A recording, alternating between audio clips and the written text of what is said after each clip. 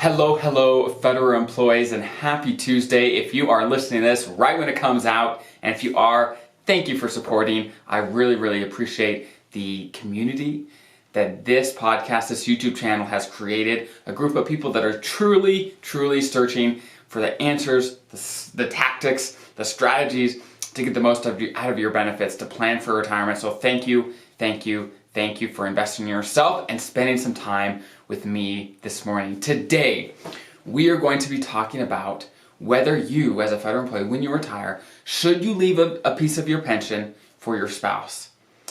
And when I say that, most people say, of course, right? Shouldn't I always leave something for my spouse if it's an option? Well, maybe, right? There's lots of ramifications to think about, lots of different nuances that you definitely want to know about to make the best decision for you in retirement, for you, your spouse, your family, so that you know that they're taken care of no matter what. I think that peace of mind is invaluable, not for just you, but for your spouse, and to living the retirement that you want. Just having the money that we want in retirement is great, but having the peace of mind that we want now in retirement, that is truly the most valuable piece to truly have the best retirement that we possibly can have. So let's dig right in.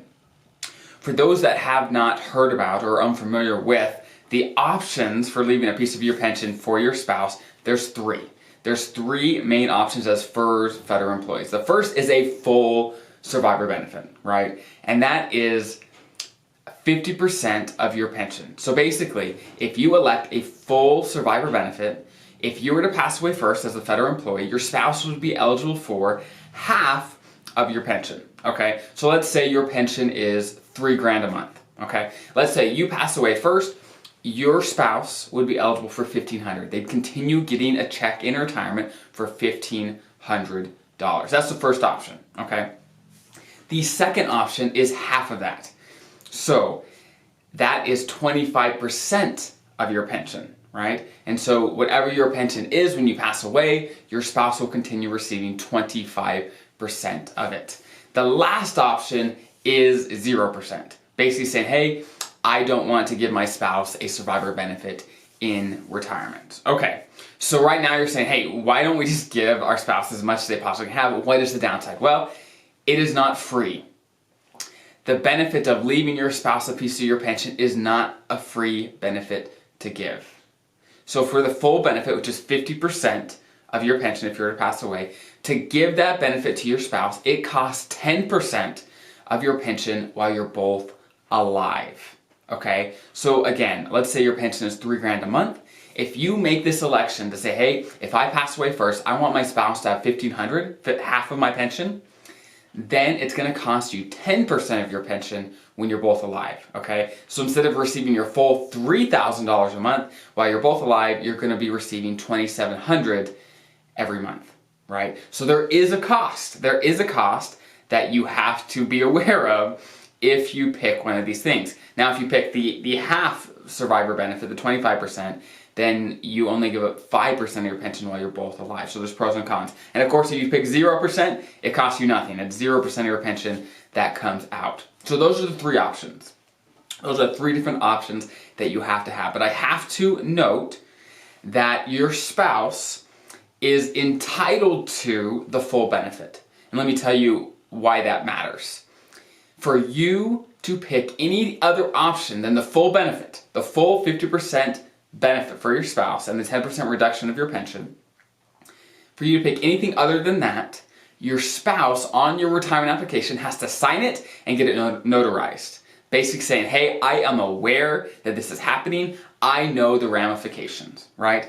That is what they have to sign off of. So it has to be basically both spouses coming together saying, hey, this is what we want to do. It cannot be just the federal employee making the decision. So make sure you talk with your spouse, say, hey, what makes sense for us? Because you both will have to make the decision when that time comes. Okay, so one of the huge ramifications that you have to know about when making this decision is it's not just about leaving your spouse income.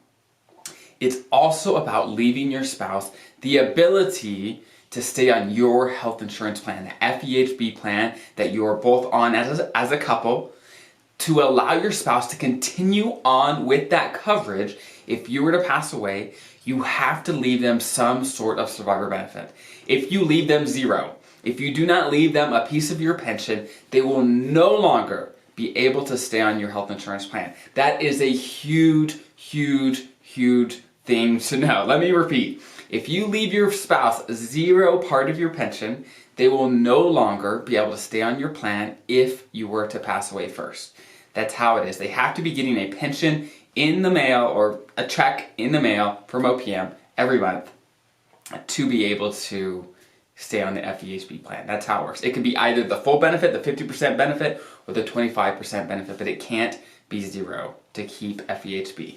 But let's say maybe you're retired military, you're on TRICARE for life, you don't need FEHB, that may be a whole different ballgame, right? For you, you have to make sure that it makes sense for you to allow your spouse to keep it or to say, hey, that doesn't matter for us, we're covered with other things.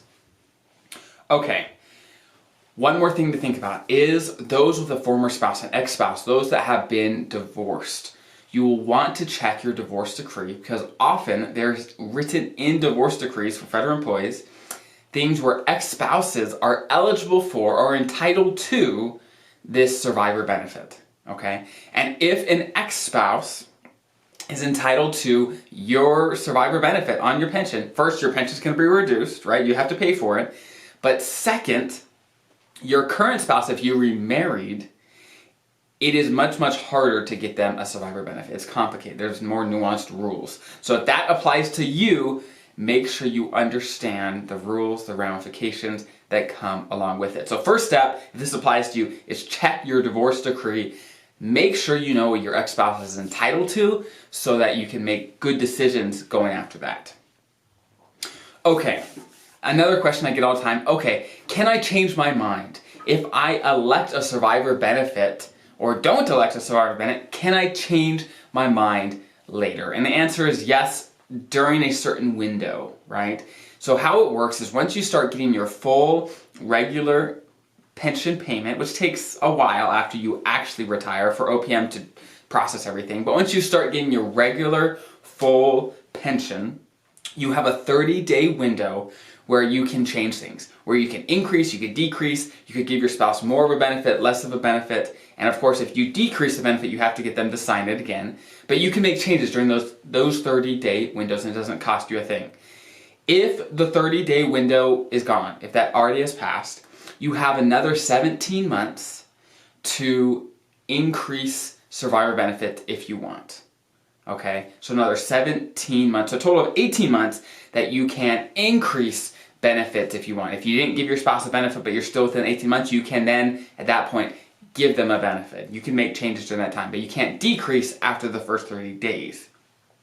The problem is, if you do end up increasing during the next 17 months, you have to pay the premium, the amount that you would have paid from your pension at the beginning. You have to make a lump sum payment to make sure that's all covered for this to happen, for you to increase that amount that you want your spouse to be able to get if you were to pass away. So those 18-month window, that window is the time that you have to play with to make changes if needed. But again, it's always best to know far in advance, okay, this is what we're going to do, and then at retirement time, you make that decision and you don't have to go back and scramble and make changes down the road and worry about these windows of changes. It's just not worth it. The best thing to do is go in with your eyes wide open so you know the decisions that you should make from the get-go.